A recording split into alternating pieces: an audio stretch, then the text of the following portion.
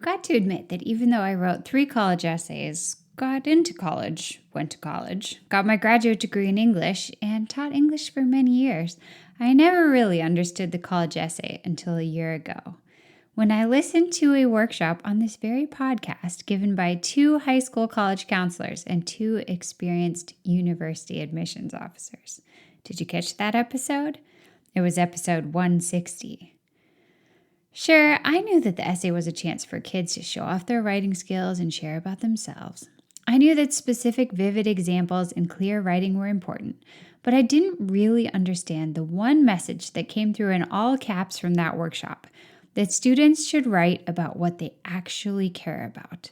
There is no secret mystery topic that colleges are actually hoping to hear about. So it won't come as a surprise to you that I think you should start your college essay unit by playing that workshop. But what comes next? Once students know what colleges actually want from their essay, how can you help them write it? Well, that's what this podcast is for, to give you a step-by-step plan for helping kids write their college essays this fall. Hey there, I'm your host, Betsy Potash, and one-pagers, project-based learning, and choice reading are my jam. I believe in you, and my goal is to help you explore all the creative possibilities you dream of for your classroom. I'm an educator, a chocolate cake aficionado, a traveler who can't wait to get back to Barcelona, and the kind of mom who brings her own mini makerspace to her kid's classroom when she comes to volunteer. I know this for sure, creativity isn't always easy. As a creative teacher, you get parent calls you treasure, and plenty of sidelong comments you'd rather forget. But here's the bottom line. Creative education can ignite a spark in your students and change their lives forever. You and I know this. You're an innovator.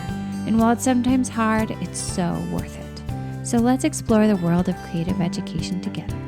Welcome to the Spark Creativity Teacher Podcast. Okay, so here we're going to go through my suggested order for your college essay unit. And the very first thing, coming as no surprise, is that I think you should play the college essay workshop from last year. So play your students episode 160 of this podcast and let them hear directly from the experts what makes the best college essay, what's important in the writing, what's important in the topic, why do some essays stand out while others fall flat. In the free curriculum set that I designed about the college essay for you, which you can sign up for in the show notes, there are sketch notes templates, and your students can be listening and they can be writing down the advice of the 4 experts in these 4 little areas on the sketch notes template. And that can really become the guiding star of your unit. You can have your students keep that sketch notes paper sort of at the front of their notes, at the front of their mind. You can also create a big anchor chart on your wall, either on your whiteboard, your blackboard, a giant piece of paper. Have your students contribute their ideas of what their takeaways from the podcast were and make a big chart. So maybe you're going to have a side that says college essay do's, and it's going to have things like write about something you care about, choose a specific moment instead of trying to cover tons of ground. Consider exploring an unusual part of your personality that isn't super obvious at the surface. Be personal, be honest. Don't feel like you have to be funny if you're not funny. Use your actual voice, be vivid. Take your reader with you on a journey. Show your growth, don't just describe yourself. Those are possible do's for your anchor charts. There's going to be a don't column. What shouldn't students be doing in their college essay? Things like awkwardly trying to put in impressive vocabulary words, stereotyping people that they don't know, focusing on a hugely contentious topic, taking on a huge topic like world peace if they don't have a really personal angle on it, recapping their resume, being vague, being apathetic. These are all things that might go in the don'ts column of your anchor chart. So, they've listened to the podcast. They've taken their sketch notes. You've created some kind of big anchor chart. Now you're ready to dive into some of the writing. But first, let's just talk for a quick second about what students might do if they really firmly, definitely do not want to go to college and they're saying they really don't want to write a college essay. That is fine, of course. You probably want to provide an alternative track. They could also write a personal piece of writing. They could do like a multi-genre personal essay where they explore their own identity through some different genres. Or if you want them to have a chance to do sort of a future-oriented activity like the kids writing their college essays, you could have them work through an alternative set of curriculum, maybe to create a resume and schedule some job interviews, or create like a linked list of possible places that they're going to want to apply to at the end of the year, or programs that they're interested in, that kind of thing.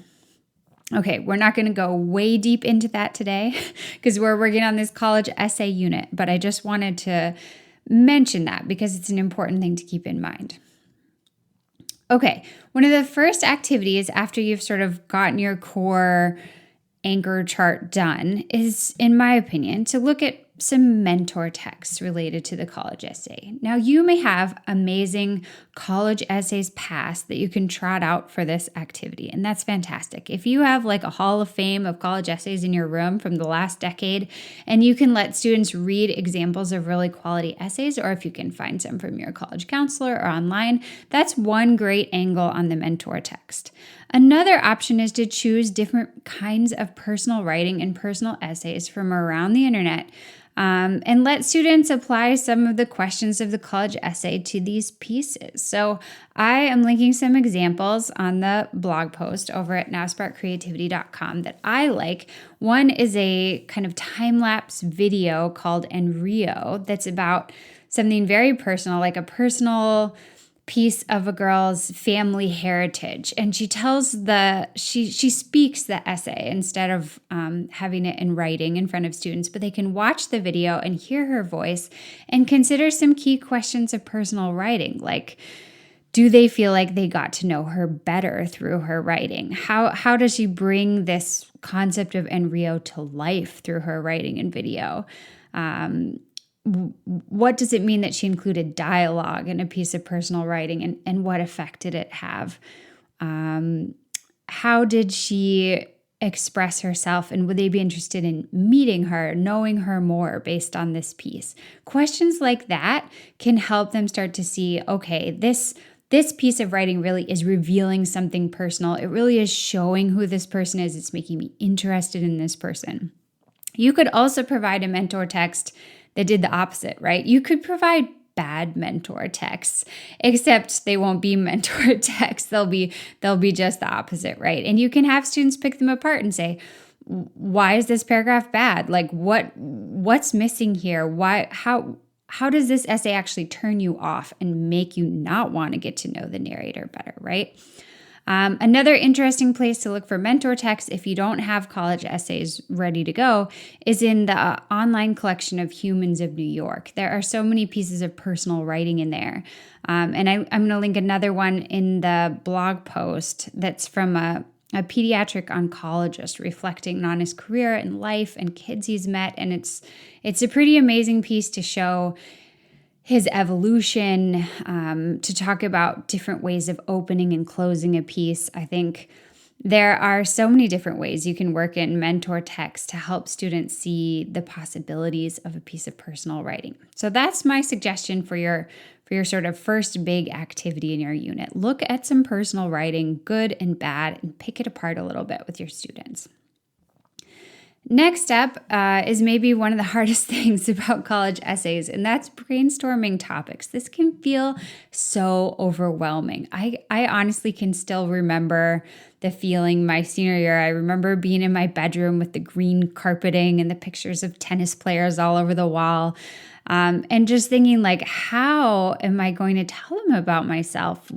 They're just these strangers 5,000 miles away. And I have these 2 pages, and there are all these rules. How am I going to express myself to them? And that's how kids are feeling, right? And so in your brainstorming part of your unit, you just want them to start to be reflecting on their own life, who they are, things they care about. And it doesn't have to be like, come up with 10 possible topics for your college essay, right? It can be a little more of a side angle on it. So these are some suggestions. The first suggestion I have is to do a little workshop involving imagery. So invite students to go through their phone sort of camera roll, find pictures that are really meaningful to them from different points in their life, or find their like journal from when they were kids, or find their sketchbook, or just any kind of like pieces of newspaper clipping or invitations, or their parents' photo albums from when they were tweens or whatever. Just like kind of gather the imagery that they have of their life so far and go through it and pick some images that are really striking, that stand out to them as important moments in their life, and start to write a little bit about those images. That's one idea. Another related idea is to do a workshop around the sounds of their life. Ask them to think about music videos that made a big impact on them, movie soundtracks, albums, records. What is kind of the soundtrack that has been running through their ear pods since they were kids? What do those songs bring up for them? And maybe narrow in on one song or two songs that have really sort of wound together with something that's really important in their life, and start to write a little bit about those. And then my third idea for you for a workshop for brainstorming is to have kids kind of create a timeline of their life, maybe like 6 key moments, starting when they were a kid, going up to yesterday. What have been these sort of pivotal moments? If they were going to have a documentary film of their life, these would be 6 moments that would show up in that documentary because they were really important. And just let kids jot those moments down and start to see, is there like a through line to the moments that's a topic? Are there 2 moments that are connected and that could be a topic? Is there one moment that led to another and that could be a topic? And if they find anything in their timeline that gets their wheels turning, they can start to be writing a little bit about that. Okay, so the next part of the unit, now that all these different wheels are turning, kids are hopefully starting to think of some possible topics, is to talk a little bit about the importance of specificity, vivid examples, really narrowing in on moments and not just speaking in generalities. For me, in basically every type of writing, this is one of the most essential things, and I think it really comes out in the college essay. Kids cannot say things like, I'm really resilient, I'm passionate about cooking, I like to read, and then not back those up with some amazing stories or, specific examples, lists, anecdotes. They need that specificity. And so I think there's a couple ways that you can really reinforce this and practice this. You can give them clichés and general descriptions and then have them rewrite them using their imagination for the details. So maybe you have partners all over the room and you say things like, okay, we've got a line in this essay. It says, I love music. And then the person just moves on. Can you fix that? And then have all the partners writing like hilarious anecdotes and amazing stories and stuff about this person who loves music that shows why they love music, how they love music, what kind of music they love, how their music impacts other people, and then have them share and sort of see what picture is painted by all these examples. And obviously they're all imaginary, but they start to see this person who loves music instead of just being like, okay, another person who loves music, whatever, that's kind of meaningless. So that's one way you can practice turning kind of cliched, boring descriptions into something that's really vivid. You can also give them practice essays that are non-specific and then have them go through and sort of circle places that need an anecdote or a piece of dialogue or an example, and maybe even do some more rewriting. So this is kind of fun, writing them a practice boring essay and then trying to make it about things that your students are kind of interested in, so they'll be excited to rewrite it with more specific examples. So this is something to kind of be weaving in. It relates back to your anchor charts and the podcast from the beginning, this focus on vividness, moments, specificity. All right, now they've got all this stuff sort of brewing in their head.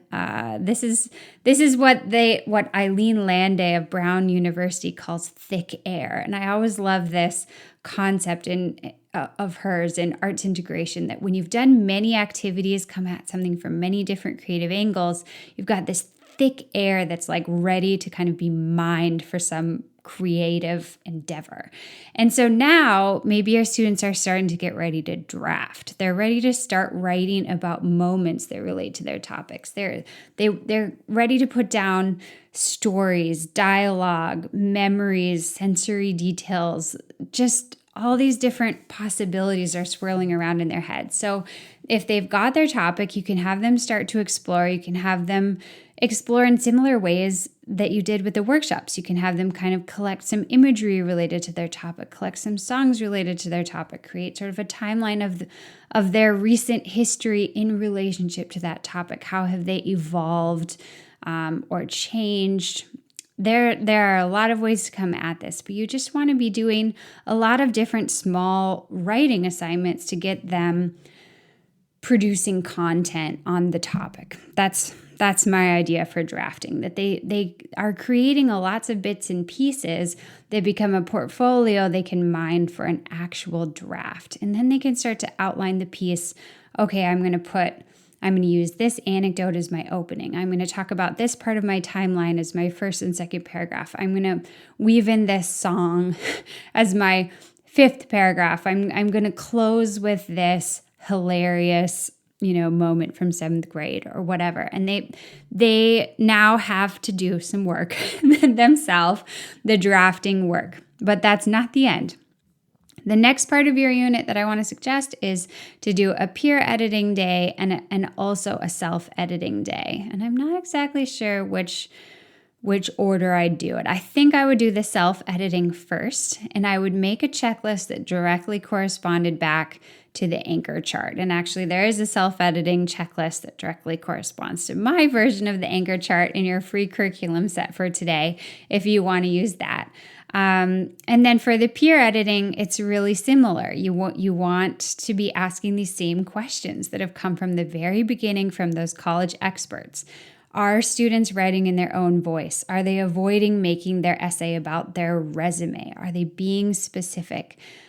Does it really show their personality, their humor, or their seriousness, their thoughtfulness, their curiosity? Does it show their evolution? These workshops, you really want to help them focus on the core components that you've been thinking about throughout the whole unit. So you probably don't want to just have them switch and be like, mark a couple of things that you like and give one suggestion for improvement, because you have all these amazing specifics from the college counselors, from the college admissions people, and you can have them really look for those specifics. And same thing on the self-editing day. Okay, that's the whole unit. So let's go through it really fast on super speed. You're going to start by listening to the college essay workshop. Students are going to create their own sketch notes version of the highlights of that workshop, and then you're going to have a big anchor chart on the wall. Then you're going to take a look at different mentor texts, personal writing. Maybe you use my suggestions and Rio and the Humans of New York collection. Maybe you have college essays in your closet that you can pull out that are amazing. Then you're going to have students brainstorming. You're going to use all kinds of different angles to just unlock the fear of the process of coming up with a topic and help them think about what they love and what they care about. You're going to keep focusing on specificity, vivid language, specific examples that will help paint a picture for that college admissions person. You're going to guide them into drafting with a lot of different small workshops. You're going to keep thickening the air so they just feel like they have all these possibilities of content when it comes to arranging it into an essay. Then they have to draft on their own. They can do it. And then you have them bring in the draft and you do some peer editing and some self-editing. And after a few rounds of that, maybe even a round of feedback from you, they're going to get to some kind of final draft. When these final drafts are done, you might want to take a day to kind of celebrate that, bask in your success as a community. Maybe you can bring in some folks who have been to college and loved it to talk about their experience, to talk about what helped them be successful. They can also be talking about careers. You can bring in people who chose to go into careers or to do different kinds of programs besides college. Maybe you could call it like Future Day. You could also share your own experience and what your road was like between high school and being in the classroom and all the different possibilities you considered. This could be a really cool way to wrap it up and just kind of celebrate. Maybe you can bring in some food or create like a bulletin board of different possibilities that students are considering, whether those are colleges, careers, or programs. Maybe put up some QR codes to different scholarships that you want to recommend.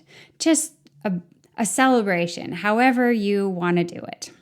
Thanks so much for joining me today to talk about all things college essay. Until next time, take care of yourself and stay creative.